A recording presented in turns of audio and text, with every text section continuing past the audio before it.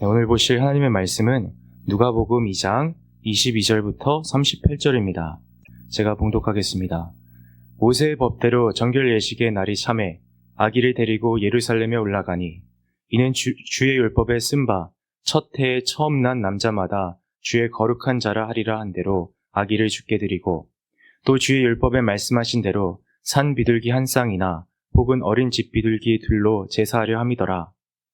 예루살렘에 시므온이라 하는 사람이 있으니 이 사람은 의롭고 경건하여 이스라엘의 위로를 기다리는 자라. 성령이 그 위에 계시더라. 그가 주의 그리스도를 보기 전에는 죽지 아니하리라 하는 성령의 지시를 받았더니 성령의 감동으로 성전에 들어가매 마침 부모가 율법의 관례대로 행하고자 하여 그 아기 예수를 데리고 오는지라. 시므온이 아기를 안고 하나님을 찬송하여 이르되 주제여 이제는 말씀하신 대로 종을 평안히 놓아주시는도다. 내 눈이 주의 구원을 보았사오니 이는 만민 앞에 예비하신 것이요 이방을 비추는 빛이요 주의 백성 이스라엘의 영광이니이다 하니 그의 부모가 그에 대한 말들을 놀랍게 여기더라. 시므온이 그들에게 축복하고 그의 어머니 마리아에게 말하여 이르되 보라 이는 이스라엘 중 많은 사람을 패하거나 흥하게 하며 비방을 받는 표적이 되기 위하여 세움을 받았고 또 칼이 너의 마음을 찌르듯 하리니 이는 여러 사람의 마음의 생각을 드러내려 함이니라 하더라. 또 아셀 지파 바누엘의 딸 안나라 하는 선지자가 있어 나이가 매우 많았더라. 그가 결혼한 후 7해 동안 남편과 함께 살다가 과부가 되고 84세가 되었더라. 이 사람이 성전을 떠나지 아니하고 주야로 금식하며 기도함으로 섬기더니 마침 이때에 나와서 하나님께 감사하고 예루살렘의 속량을 바라는 모든 사람에게 그에 대하여 말하니라. 아멘. 오늘은 주님을 기다리십니까? 주님을 기다리십니까? 라는 제목으로 말씀을 전하겠습니다. 오늘 본문을 통해 기다림이란 주제로 두 가지 메시지를 나누겠습니다. 첫째로 사랑하면 기다립니다. 사랑하면 기다립니다. 오늘 이야기는 예수님의 어머니 마리아와 양 아버지 요셉이 아기 예수님을 데리고 예루살렘으로 올라가는 것으로 시작합니다. 예루살렘은 다 아시다시피 베들레헴에서 태어나셨습니다. 여기 22절에 예루살렘에 올라갔다고 표현되어 있는데요. 이것은 예루살렘이 북쪽에 있었기 때문에 북으로 올라간 게 아니라요. 예루살렘이 산 위에 있었기 때문에 산 위로 올라간 것을 표현한 것입니다. 그리고 보면 모세의 율법대로 정결 예식을 하러 갔다고 합니다. 두 가지 예식을 하러 갔는데요. 첫째는 첫 아들을 하나님께 바치는 예식이었습니다. 이스라엘 사람들은 첫 아들을 낳으면 상징적으로 하나님께 드리는 예식을 했습니다. 첫 아들을 주님께 바칩니다. 이런 예식을 했습니다. 예수님도 법적으로는 요셉의 첫 아들이었기 때문에 이 예식을 했습니다. 둘째로는 산모의 정결 예식이었습니다. 율법에 따르면 산모는 남자아이를 낳을 경우 40일 동안 부정하다고 했고요. 그 40일 이후에 정결 예식을 통해서 제사를 통해서 정결해졌습니다. 원래는 양 한 마리와 비둘기 한 마리를 드린 제사였는데요. 요셉과 마리아는 가난해서 대신 비둘기 2마리를 바쳤습니다. 한번 상상해 보십시오. 예수님께서 태어나신 지 40일밖에 안 됐습니다. 되게 외람된 말씀이지만 얼마나 작고 귀여우셨겠습니까? 당시 성전에는 수많은 사람들로 붐볐을 것입니다. 그리고 수많은 사람 가운데 세상의 구주로 오신 성자 하나님 주 예수 그리스도께서 오셨습니다. 그런데 아무도 그를 못 알아봤습니다. 아무도. 단 2사람만 그를 알아봤습니다. 그 2사람이 누구였습니까? 바로 시므온과 안나라는 노인네들이었습니다. 그리고 그 2사람의 공통점이 무엇이었습니까? 바로 그 예수님을 기다렸다는 것입니다. 사모했다는 것입니다. 먼저 시므온을 보겠습니다. 25절에 시므온은 의롭고, 이게 절대적으로 의롭다는 게 아닙니다. 사람들은 다 죽을 죄인들이에요. 그냥 상대적으로 의롭고 경건하며 이스라엘의 위로를 기다렸다고 나옵니다. 여기 이스라엘의 위로는 예수님을 가리킵니다. 고난과 죄 가운데 신음하고 있는 하나님의 백성들을 위로하며 건져주실 메시아를 기다렸다는 거예요. 그리고 성령께서 그 위에 계셨다고, 함께 하셨다고 합니다. 그러니까 이 사람은 하나님을 만난 사람입니다. 그리고 26절에 특이한 게, 이 시몬은 그가 메시아를 보기 전까지는 죽지 않을 것이라는 그런 계시를 하나님으로부터 받았습니다. 그래서 이 사람의 가장 큰 인생 목표는, 그의 가장 간절한 소원은 바로 메시아를 보는 것이었습니다. 이제 그렇게 하루 이틀 시간이 지나가는데 어느 날 성령께서 그를 성전뜰로 이끄셨고 또 마침 마리아와 요셉도 아기 예수님을 데리고 성전뜰로 들어섰습니다. 그런데 시몬이 그 아기를 보는 순간, 예수님을 보는 순간 그 예수님이 자기가 그렇게 기다려왔던 그 메시아라는 것을 깨달았습니다. 그리고 기쁨으로 충만해졌습니다. 29절에 그렇게 기다렸던 그 주님을 품에 안고 찬송을 올리기 시작합니다. 이렇게 말합니다. 주제여 하나님, 이제 종을 평안히 놓아주시는군요. 제 눈이 주의 구원을 봤습니다. 예수님을 가리키는 겁니다. 아기를 보면서. 이분은 모든 백성 앞에 예비하신 구원으로 이방인을 비추는 빛이며 주의 백성 이스라엘의 영광입니다. 그러니까 예수님이 모든 사람들의 이방인과 유대인의 구원자라고 선포합니다. 여러분, 오늘 이 시몬의 모습을 보기 원합니다. 이 사람의 떨리는 목소리가 들리십니까? 기쁨으로 충만한 그의 얼굴이 보이십니까?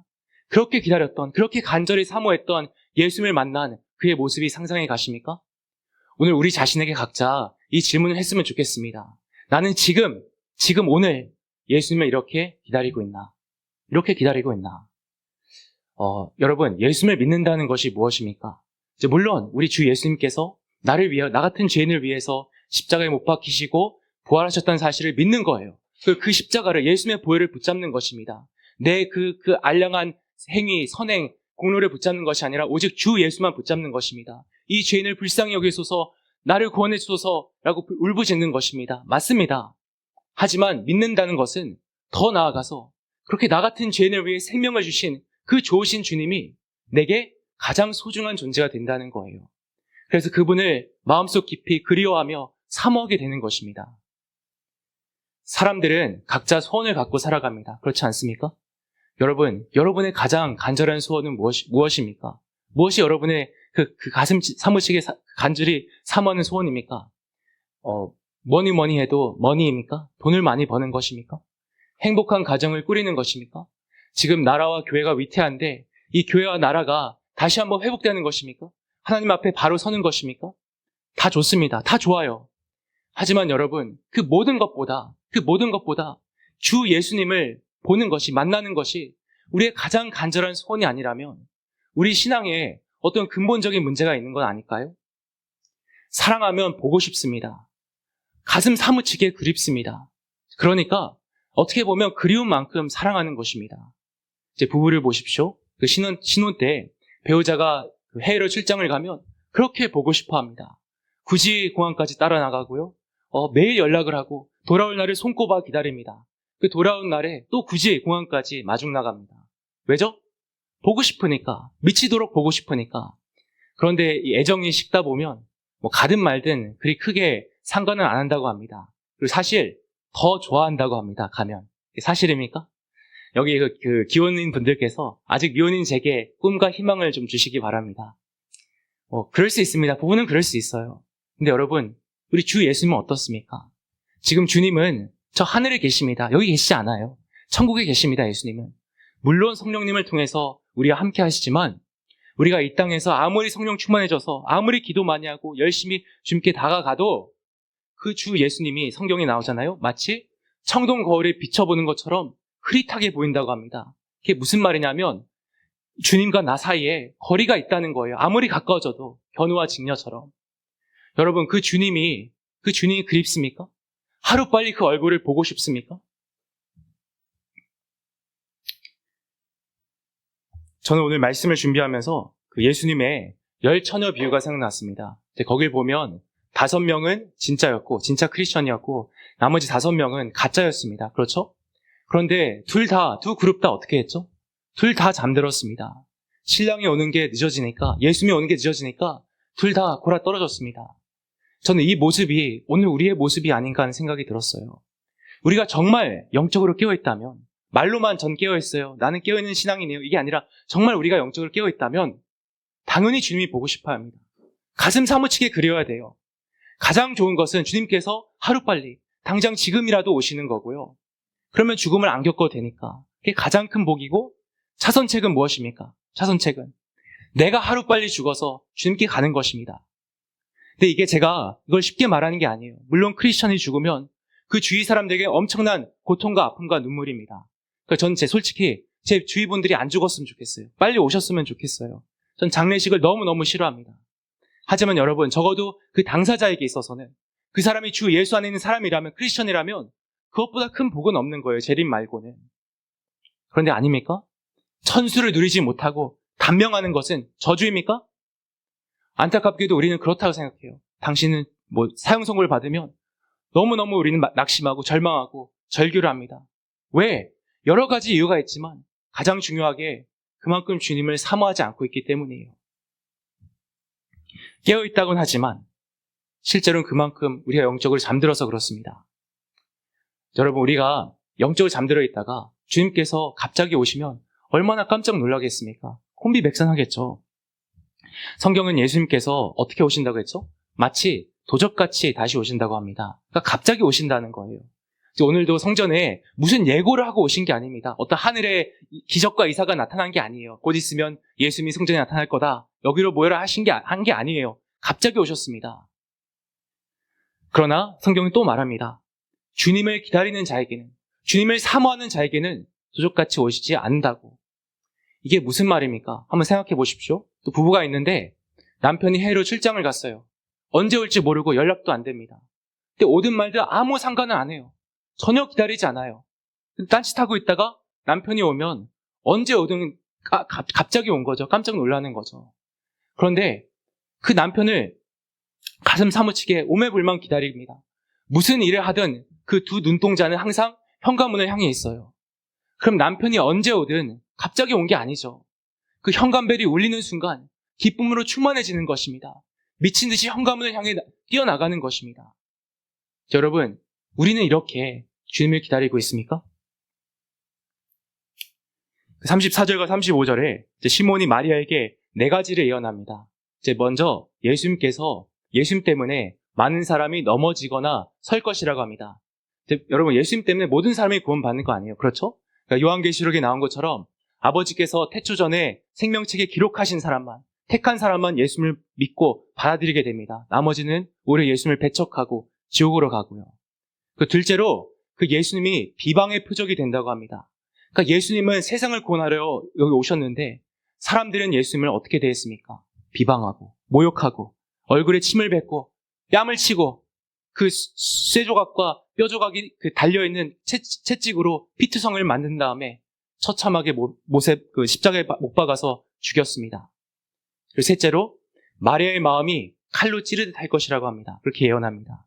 여러분, 예수님께서 십자가에 못 박히셨을 때 하나님 아버지를 제외하고 인간 중에 누가 가장 슬퍼했겠습니까? 누가 가장 아파했겠습니까?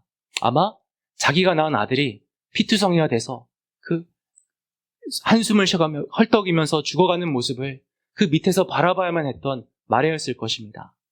그리고 마지막 넷째로 여기 이거를 강조하고 싶은데요. 예수님이 사람의 마음을 드러낼 것이라고 합니다. 사람의 마음을. 우리는 우리 마음을, 우리 진심을 항상 감지 않아요. 안 그런 척, 그런 척, 믿음 좋은 척, 하나님을 사랑하는 척 하잖아요. 근데 마지막 날 되면 예수님께서 우리 마음을, 우리 진심을 다 드러내실 것이란 말입니다. 우리가 진정 무엇을 그리하고 기다리는지, 우리가 진정 무엇을 사모하는지. 오늘 우리 마음을 돌아봤으면 좋겠습니다. 여러분, 우리는 진정 주님을 기다리고 있습니까? 마치 신부가 신랑을 기다리듯이 말입니다. 예수님께서 다시 오실 때 우리 마음이 다 드러날 거예요. 그때 물론 부족하지만, 물론 부끄럽지만 누가 주님을 100% 사랑합니다, 100% 기다립니다 라고 할 수 있겠습니까? 물론 다 부족하고 부끄럽지만 그 주님을 사모하는 마음, 주님을 사랑하는 마음이 드러났으면 좋겠습니다. 우리 다 영적으로 깨어나서 주님을 간절히 기다리며 주님을 볼 때 기쁨으로 충만해지기를 기원합니다. 둘째로 고난과 기도를 통해 주님을 기다리는 마음이 생깁니다. 이 주님을 기다리는 마음이 어떻게 생긴다고요? 고난과 기도를 통해 생깁니다. 여러분, 우리가 예수님을 믿는 사람들이라면 당연히 주님이 보고 싶어 합니다. 하루빨리 그분을 보고 싶어 합니다. 사도 바울의 고백처럼 죽는 게 기다려져야 돼요. 이게 자살 충동이 아니라 빨리 주님 보고 싶다, 이게 있어야 돼요. 저 오늘 말씀을 준비하면서 아이들 복음성가, 오늘 내가 예수님 만나면 그게 생각이 났습니다. 그 복음성가 아세요? 내가 오늘 텔레비전 나왔으면 정말 좋겠네, 정말 좋겠네를 개사한 거예요. 오늘 내가 예수님 만나면 정말 좋겠네, 정말 좋겠네. 그런 내용입니다. 제가 어렸을 때 교회에서 그걸 많이 불렀던 기억이 있는데요. 그 가사를 잘 생각해 보면 굉장히 섬뜩한 가사입니다. 오늘 내가 예수님 만나면 그게 무슨 뜻입니까? 내가 오늘 죽어서 천국 가면 좋겠다는 말이며 정말 좋겠네, 정말 좋겠네. 근데 여러분, 그 가사가 우리의 진심이 돼야 합니다. 정말 간절한 진심이 돼야 돼요. 그런데 우리의 현실을 보십시오. 우리의 모습을 보십시오.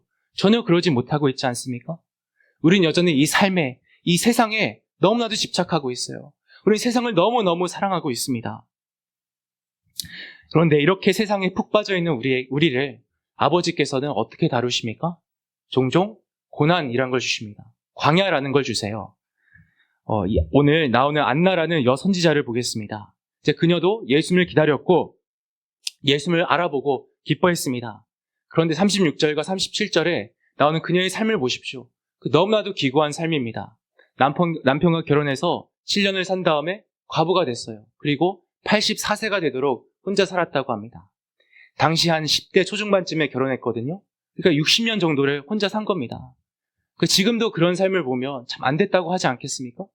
하지만 당시 과부가 된다는 것은 훨씬 더 비참한 일이었어요. 재혼을 하거나 돌봐줄 장성한 아들이나 가족이 없으면 그건 끝장난 인생이었습니다. 어떤 사회적 안전망이 있던 것도 아니었어요. 안나를 보십시오. 남편과 살 때는 그 남편을 간절히 의지했을 거예요. 그런데 하나님께서는 그 남편이라는 보호막을 걷어가셨습니다. 그녀의 삶을 송두리째, 뿌리째 흔드셨어요.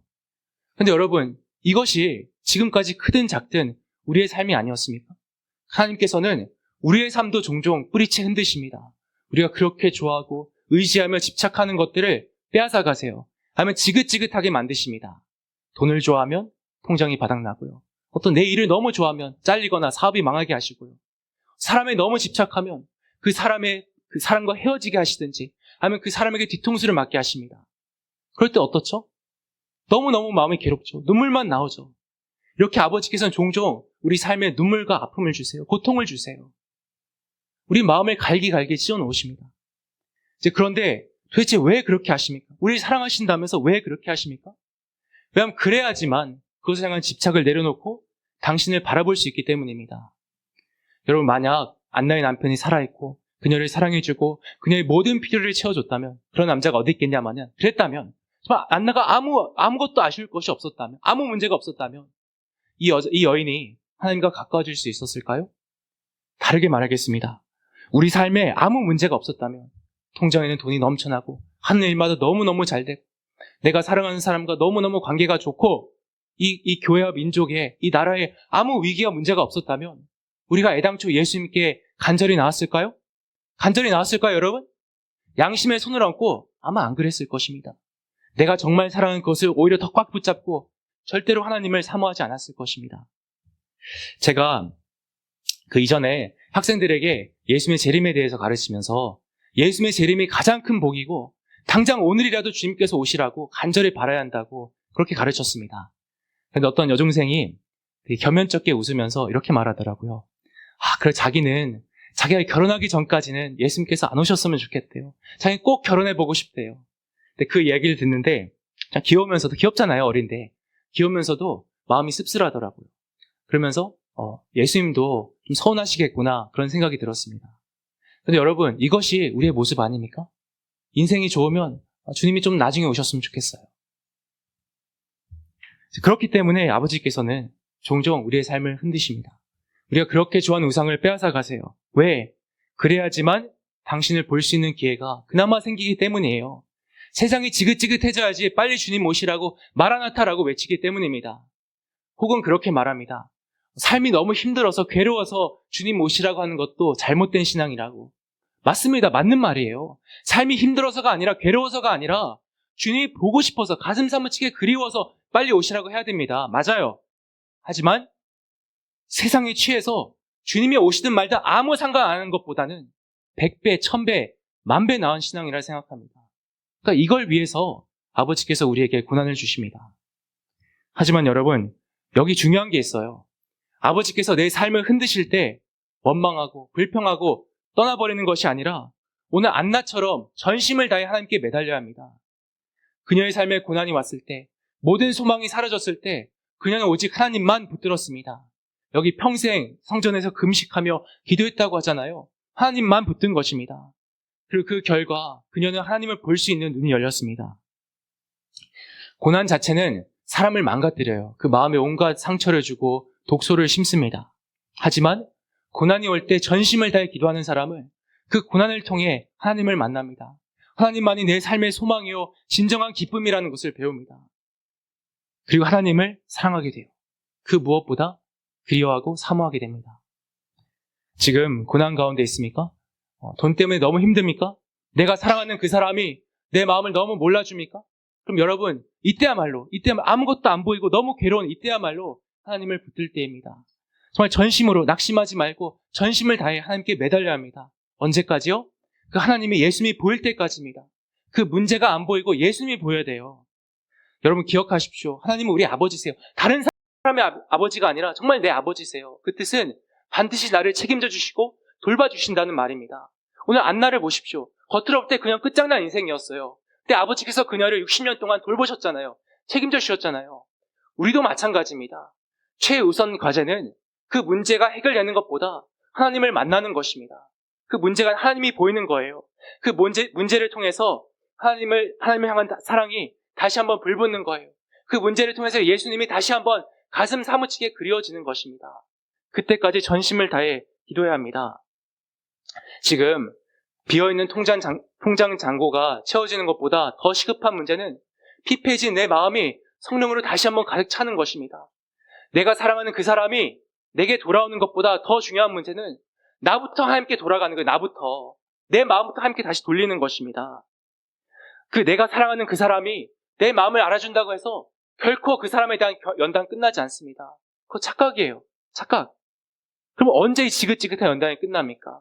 그 사람이 내 마음을 알아줄 때가 아니라 내가 아버지 마음을 알아줄 때예요. 내가 예수님 마음을 알아줄 때예요.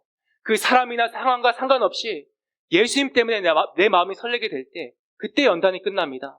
예수님이 보임의 연단이 끝나는 것이고 다시 안 보이면 연단이 시작되는 거예요. 다시 고난이 시작되는 것입니다. 그 연단과 고난이. 그래서 예수님이 보일 때까지 온 힘을 다해 기도해야 합니다. 기도 안 하면 신앙이 잠들어요. 오늘 우리 신앙을 돌아봤으면 좋겠습니다. 아버지께서는 종종 우리 삶에 고난과 아픔을 주세요. 낙심하고 좌절하고 불평하며 떠나는 것이 아니라 기도로서, 간절한 기도로서 아버지를 만나길 바랍니다.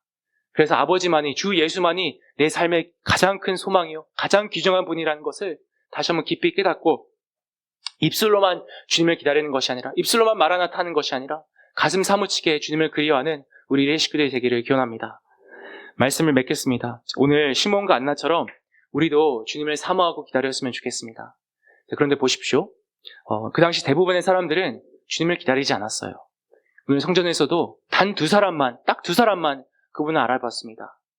그런데도 불구하고 예수님께서 오셔서 당신의 피와 살을, 당신의 생명을 주셨습니다. 지금도 마찬가지예요. 불신자, 가짜, 가라지 다 제외하고 진짜인 우리도 예수님을 그렇게 사모하지 않습니다. 대부분의 시간 사모하지 않아요. 우리가 세상과 돈과 사람과 우리가 사모하는 그것들을 사랑하는 것에, 사모하는 것에 10분의 1만, 100분의 1만, 아니 1000분의 1만 주님을 사모한다면 우리 인생이 180도 바뀔 것입니다.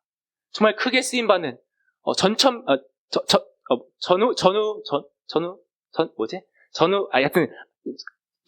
쓰임받는 종이 될 것입니다. 그런데 그러지 못하죠. 전혀 그러지 못하죠. 어떤 사람이, 제가 이 예화 한번 할게요. 어떤 사람이 가장 친한 친구를 천국에 먼저 보내고 너무 괴롭고 그 친구가 그리워서 매일 눈물로 지새웠대요.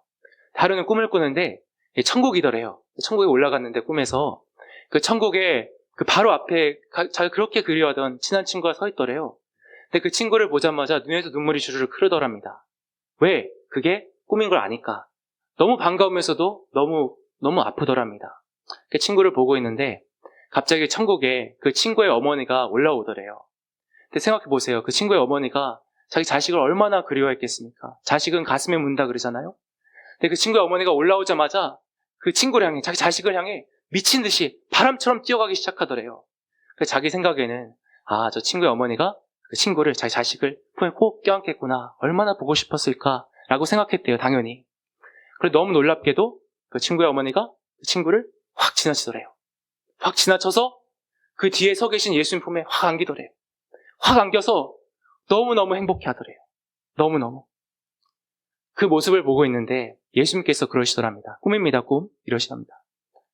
너가 너의 친한 친구를 잃어서 너무 아파하고 그리워하고 보고 싶은 거 내가 다 안다. 그런데 누구야? 나는 보고 싶니? 나는 보고 싶니? 너 나는 별로 보고 싶어 하지 않지 않니? 근데 그 음성이 분노의 음성이 아니라 슬퍼하고 서운해하는 음성이시더랍니다. 그래서 그 자리에서 회개했다고 합니다. 여러분, 천국에서 간절히 보고 싶은 사람들이 있습니까? 저는 있습니다. 저는 있어요. 너무너무 보고 싶은 사람들이 있어요. 근데 여러분, 그 사람들보다 예수님이 더 보고 싶습니까? 예수님이 정말 보고 싶습니까? 우린 정말 예수님을 사랑합니까? 사랑한다고 하잖아요. 내 믿음 좋다고 하잖아요. 깨어있다고 하잖아요. 정말 사랑합니까? 정말 사모합니까? 제가 예수님이라면 너무 서운하고 괘씸해서 절대 안 올 것 같아요. 절대 부르지도 않을 것 같아요. 야, 영원토록 따로 살자 이럴 것 같아요. 그런데 있죠, 우리 주님은 이런 배은망덕한 우리를 데리러 곧 다시 오실 거예요. 왜? 우리 너무너무 사모하시기 때문이에요. 이런 우리가 뭐가 좋다고 너무너무 보고 싶어 하기 때문입니다. 이런 주님의 변함없는, 변치 않는 놀라운 사랑 때문에 우리가 애당초 구원받았고 또 이렇게 한심함에도 불구하고 우리에게 소망이 있는 것입니다. 천국의 소망, 부활의 소망, 영생의 소망이 있는 것입니다. 이게 얼마나 감사한 일이며 또 얼마나 죄송한 일입니까? 오늘 말씀을 기억하면서 이런 나를 위해 오셨고 또 이런 나를 위해 다시 오실 그 좋으신 주 예수 그리스도를 다시 한번 깊이 생각했으면 좋겠습니다. 그리고 그 주님께서 나를 사모하시듯이 나도 주님을 사모했으면 좋겠습니다. 여러분, 우리 다 영적인 잠에서 깨어나야 합니다. 깨어있는 신앙이 무엇입니까? 환상을 보고 음성을 듣는다. 성경을 깨고 있고 이 시대를 잘 읽는다. 다 좋습니다. 열심히 하십시오. 하지만 그보다 가장 중요한 것은 가슴 사무치게 주님을 그리워하는 것입니다. 오늘 시몬과 안나처럼 그 그리움이 사모함이 없으면 잠들어 있는 신앙이에요. 잠들어 있는 신앙입니다. 이사야서에 주를 앙모하는 자는 새 힘을 얻고 독수리처럼 올라갈 것이라고 했습니다. 성령께서 우리 마음을 열어주셔서 다시 한번 가슴 사무치게 주님을 그리워했으면 좋겠습니다. 그래서 새 힘을 얻고 독수리처럼 주님을 향해 날아오르는 우리 일의 식구들이 되기를 주님의 이름으로 간절히 축원합니다.